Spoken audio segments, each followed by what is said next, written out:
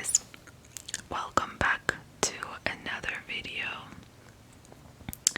And today I just wanted to talk about how joyful I am right now. I am so happy because my channel has gotten more than 2,000 subscribers.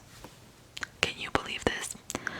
I cannot believe this. I started this channel December 2020, so it was at the end of the year 2020. It was like a bad year for me, 2020, and it was during that time that I decided to start this channel. And I did not think that I would get anywhere near even more than like 100, even more than a few hundred. That was the dream for me. So this really means a lot to me. And I just wanted to thank you all for watching my videos, for subscribing to my channel. And I wanted to do something special like I did for 1,000 subscribers. I did a giveaway, but I need to figure out how to do a giveaway when it's not so complicated, because last time there were a lot of complications. I did the giveaway on Instagram. I didn't have that many followers at that time on Instagram, so many people missed my giveaway, and I need to figure out a better way. But I was really happy to do the giveaway because it was my crocheted items, so I will do that probably in the future. But right now I wanted to do something as well for this, celebration of 2,000 subscribers, and I've decided to do a Q&A for my next video. So if you want to write in your comments what the questions you want to ask me, in the next video is gonna be just a Q&A video. So if you would rather not watch that video, I suggest you not to watch the next video, because it will be not a true crime story, it will be a Q&A. I will also post an Instagram story when this video is out, so you can ask me questions on Instagram as well. And here's my screen name on Instagram. You can go follow me on there. I post different stuff on there. I am planning to do more with my Instagram account, so if you want to follow me, there's gonna be some new changes that will be coming up soon. So yes, my Q&A will be my next video, and the questions that will be asked here and on Instagram will be answered. And another thing, you guys, I know that I told you that I will be finished with the purse for next video, which is this video, and unfortunately I'm not finished with the purse, so I lied once again. I'm never prepared when I'm gonna be done with my project. This time it was really difficult for me to find time to work on this project or any project, because I just recently got a new job, which I talked about before, and this is why I barely have time for anything. Right now there's not much I could do, because during weekends I was trying to do some trainings and just a lot to learn in this job. But I will say this, that I will have some work from home days, and I have one day during the week that I will have off completely, so I'll have 3 days from my work. I'm planning to film my videos that day and edit them as well, so I'm excited for that. Right now we're just gonna continue with this project that I was doing last time with you guys. As you can see, I didn't do much. Plus I actually needed to undo a big portion of it because I didn't like how it looked. A lot of times you would have to do that when you're crocheting or knitting. It's probably harder when you're knitting, because going back with knitting is kind of more complicated. I will write in the description the pattern as usual. This is the story of a killer that came on a show, a talk show, and nobody suspected what would happen next. But let's start from the beginning.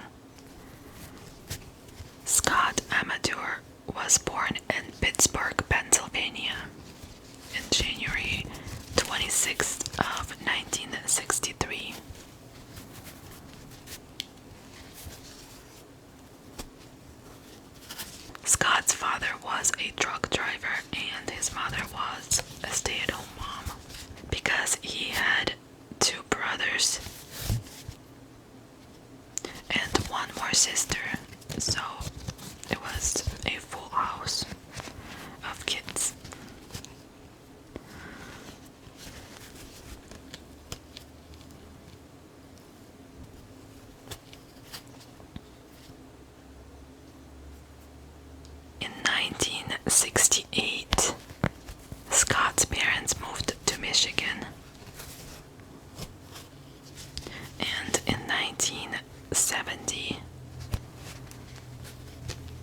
Scott's parents unfortunately divorced. This is when Scott's dad ended up taking custody of all the kids. So Scott, for the rest of his childhood, lived with his dad. At the age of 17, Scott dropped out of high school and decided to enlist himself into the army. And in the army, he was able to get some training for satellite communications. And he also got his GED in the army as well.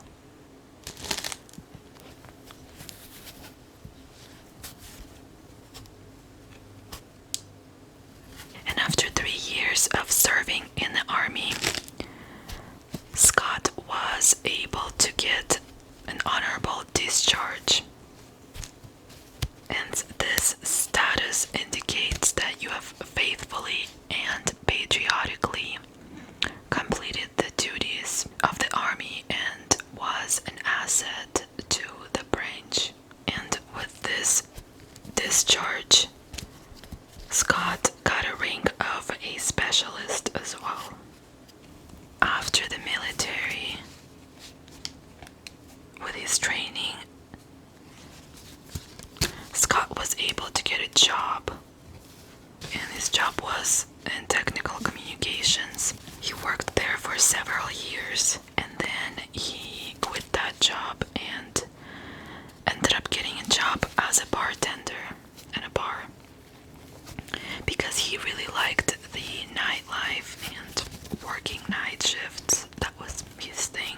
Now we go a little bit forward into the 90s.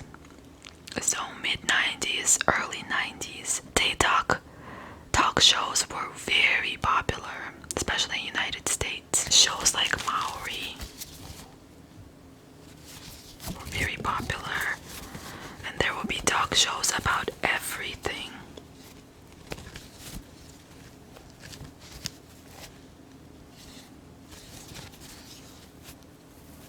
By the way, show Maury just ended in September of 2022, so just recently, because Maury Povich, which is the host of that show, he said that he just wanted to retire finally because he never had that opportunity. But it was going on for 31 years because it first started in 1991 when all these talk shows were at their peaks. So anyone and everyone were starting their own talk shows. So an actress by the name of Jenny Jones decided to start her own talk show as well. And in 1991, she did just that. She started the Jenny Jones show. And this was very similar to Maury's show. It featured topics like paternity tests, which is very popular on Maury's show. This Jenny Jones show also featured teen bullying. Moms would come on the show and asking for a makeover for their kids. Like if their kids are wearing gothy clothes or punk clothes, something like that. The typical 90s stuff.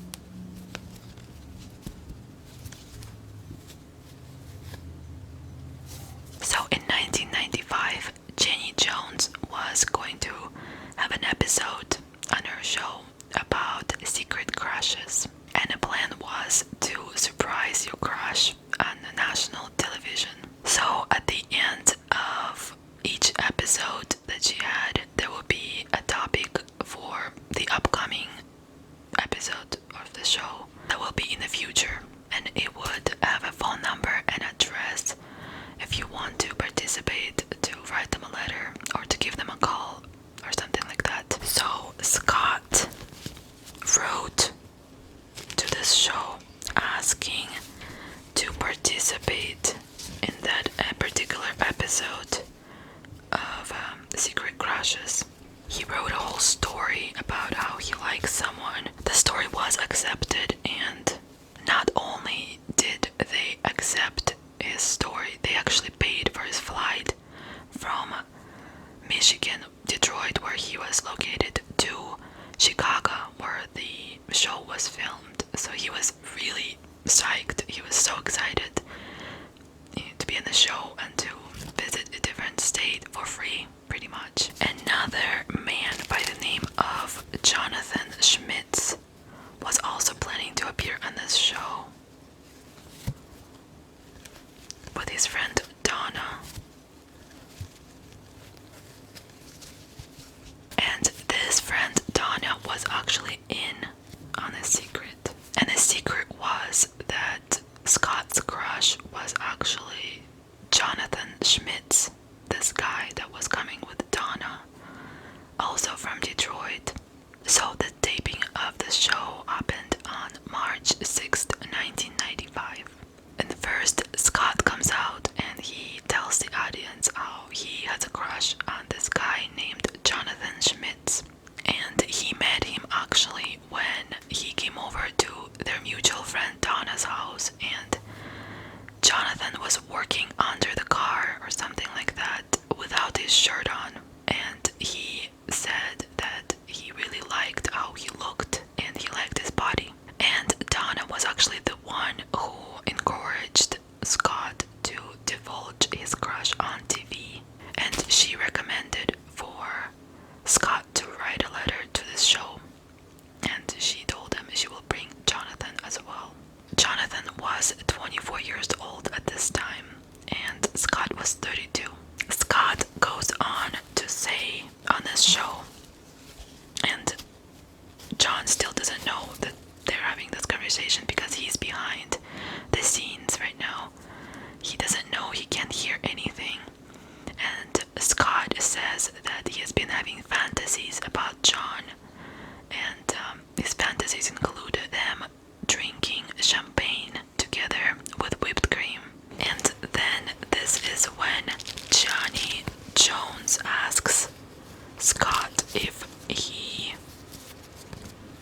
thinks John is gay or not, to which Scott responds, well, anything is possible. So John absolutely had no idea who had a crush on him, and the producers of the show, to lure him into the show, they told him that someone has a crush on him, but it's either a man or a woman, and for him to find out, he would have to come on a show who likes him. So John, out of curiosity, ended up coming on the show. He probably thought it was Dana because they came together with Dana. They flew in together.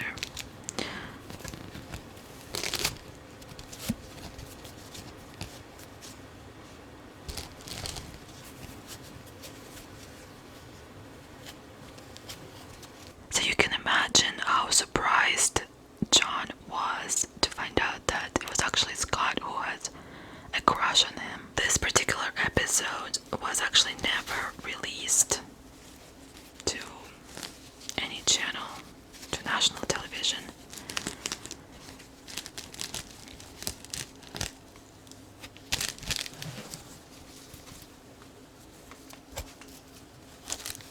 And you can probably guess why it wasn't released, because we're now talking about it. But it does exist on the internet. You can find this episode on the internet if you dig. If you watch it, you can actually see how uncomfortable John is when the crush is revealed to him. His hands go to his face in humiliation, and he looks quite embarrassed. And Jenny Jones keeps asking questions and kind of like exploits the humiliation.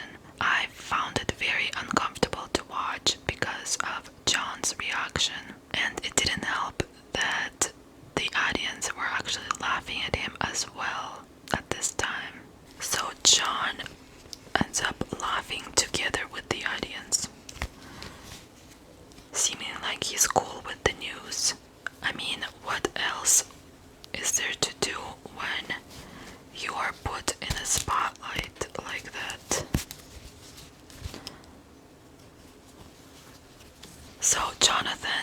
says in the show that he is heterosexual, and he proceeds to smile and laugh for the remaining of the show.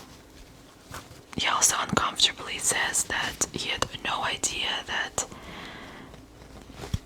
Scott had a crush on him.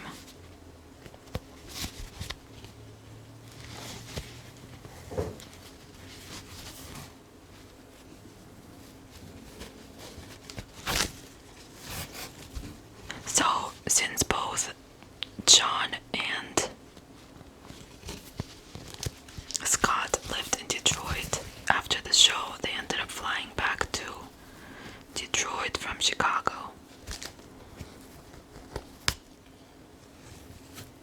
And 3 days later, John went out with some friends to a bar and came home really late.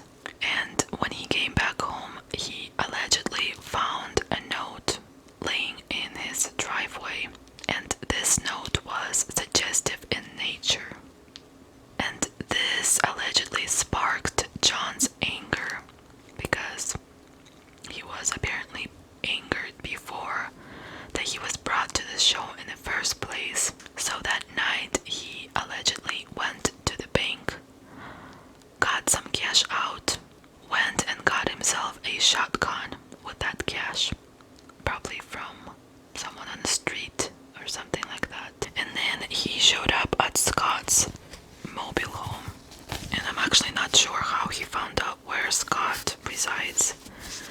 Maybe he found out from their mutual friend.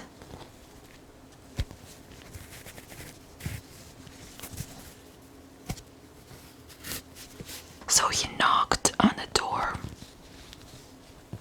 of Scott's mobile home, and Scott answered. He opened the door, and John allegedly inquired whether this note was from him or not, to which Scott said, "Yes, it is from me." This is when John went back to the car, grabbed his shotgun that he just bought,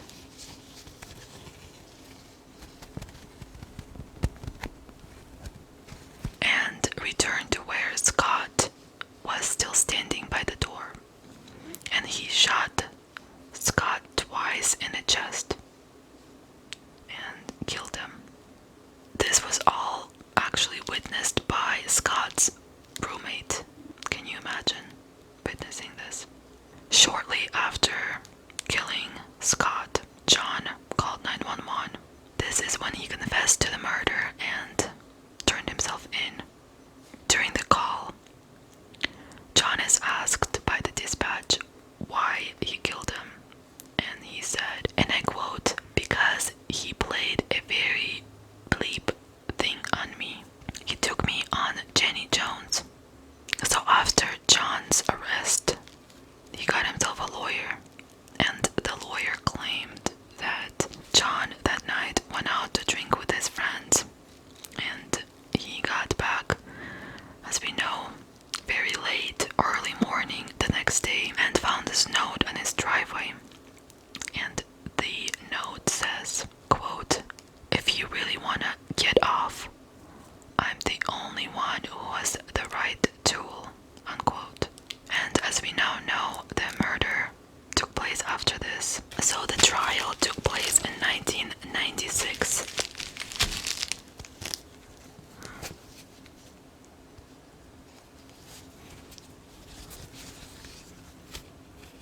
And at this trial, one of the producers from the Jenny Jones show actually testified. She said that one day after the filming of that episode, John called the show and said that him and Scott had a love connection, that they really matched after the show. So he was probably being sarcastic or tried to release some of the humiliation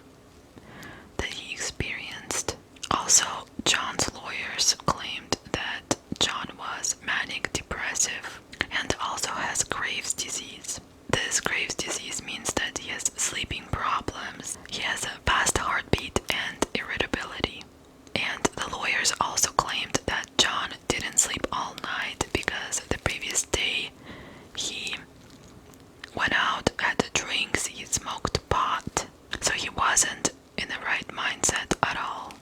And John's lawyers also tried to put Jenny Jones' show on trial, and they also tried to claim that he had a gay panic defense. And you may wonder what a gay panic defense is. I didn't know about this either. I had to look it up.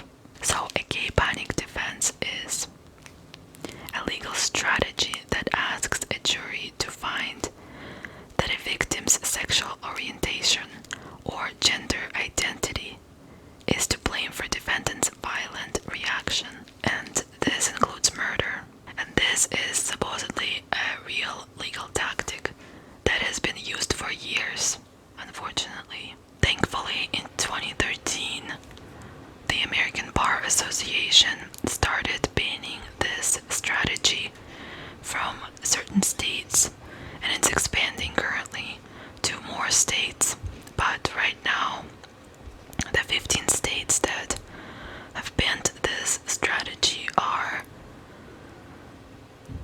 District of Columbia, California, Illinois, Rhode Island, Nevada, Connecticut, Maine, Hawaii, New York, New Jersey, Washington, Colorado, Virginia, Vermont, Oregon, Maryland, and New Mexico. This gay panic defense helped John's lawyers to reduce his charges.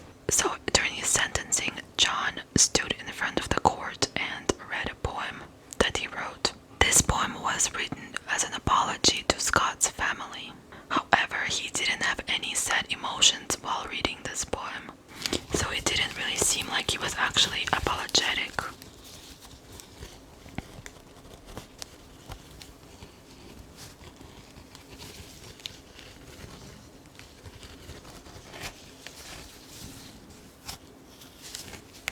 So after this poem was read, the judge said that John should be held accountable for his actions to the society, and he sentenced him to 50 years in prison.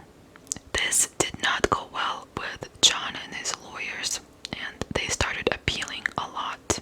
And in 1996, after all the appeals, he was resentenced again, and this time he was found guilty of second-degree murder, and now his sentence was reduced to 25 to 50 years. However, 3 years after that, he was once again retried on an appeal, and he was found guilty again. So his final sentence still ended up being 25 to 50 years. Meanwhile, while this was going on, Scott's family went after the Jenny Jones show in 1999. So Scott's family ended up suing the Jenny Jones show, Telepictures, and Warner Bros. Because they believed that it was due to the negligent actions of the Jenny Jones show that this happened in the first place. So at first, the civil jury agreed with them, and the Michigan court awarded Scott's family $25 million. The family was happy because they wanted the show to be held accountable as well. They couldn't get their brother, their son back, but at least there's gonna be some accountability. However, Warner Brothers were able to get this verdict overturned after the appeal.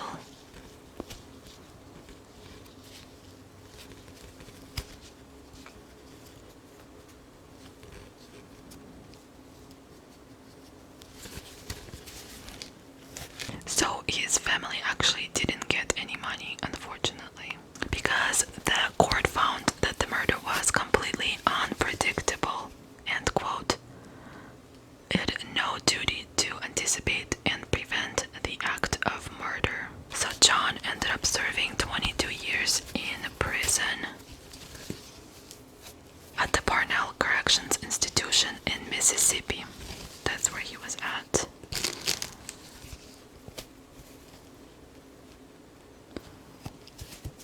And in 2017, John was released on parole at the age of 47. Many people were upset about this case, and there's actually a documentary about this on Netflix that was released in 2020. And in this documentary, the brother of Scott talks about how he's troubled by the parole's decision and that he wants to make sure that John is no longer homophobic and has gotten, quote, the right psychological care, unquote. The Jenny Jones show producers were adamant that they let John know that the crush can be either man or woman before he got on the show, so he could expect either or. So he knew that before going on the show. Jenny Jones was later, after the incident, interviewed by Dateline, and she said she feels really guilty, but she also said she didn't make anyone do anything. She was just the host. What do you guys think? Do you think that John would have killed someone regardless if he was on a show or not?